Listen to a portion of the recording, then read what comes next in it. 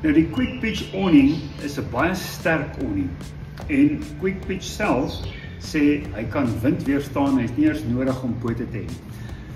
Hulle verskaf hom standaard met een poot aan daardie kant, hoofsaaklik om die gewig te dra aan daai kant, eintlik vir die attachment op jou canopy meer as vir die awning homself, want hy is baie sterk. Maar wanneer dit reën en jy begin water akkumuleer hier bo-op, dan hou ek daarvan om hierdie gedeeltes af te trek, bietjie stywer te trek sodat die water kan afloop en ook vir sterk winde. Julle weet hoe sit by Vaalwil en Bloemhof. Ek voel net meer veilig om hier ook pote te hê. Nou wat hulle wel gedoen het, hulle het seker gemaak dat hy klaar gereed is. En hier kan julle sien, sy strap waarmee jy hom vasmaak is reeds daarin. So jy het op elke punt het jy reeds 'n strap en dan is dit so maklik as dit. En ons kry hom net uit die pad uit.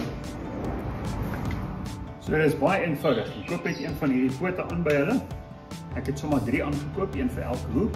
Hierdie gedeelte is klaar gereed om hierdie poot te pas.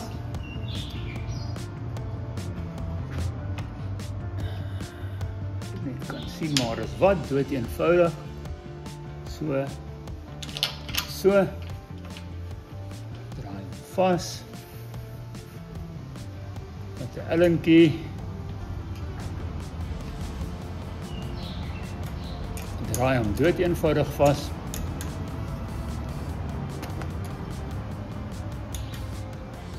As hy is gepas, hierdie ouetjie kom hier in, pas daar, en daar is hy gereed, of as jy hom dan afslaan, so, daar is hy, nou draai hy die gewig, hierdie strap slaan jy dan vas in die grond, en that's it, nou is jy reg vir enige val dan wind.